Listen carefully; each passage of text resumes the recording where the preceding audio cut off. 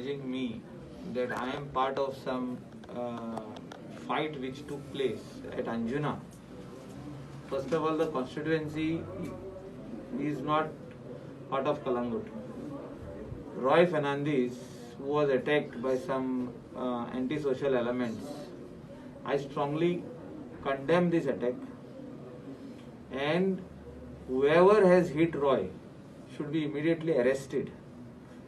I have phoned PI Anjuna to take strong action that whoever has hit them, because one of the boy who was hit is my neighbor from Parra, who works with Roy or who is associated with Roy for some business activity.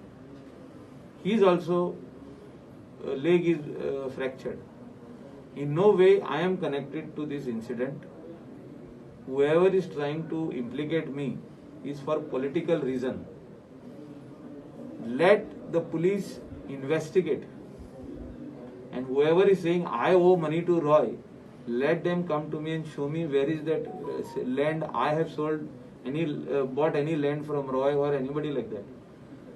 Elections are coming close by, and this is nothing but to misguide the people of Kalangut constituency that Michael Lobo is involved in some fights, that also in Anjuna, and in my direction he is being hit. This is all wrong.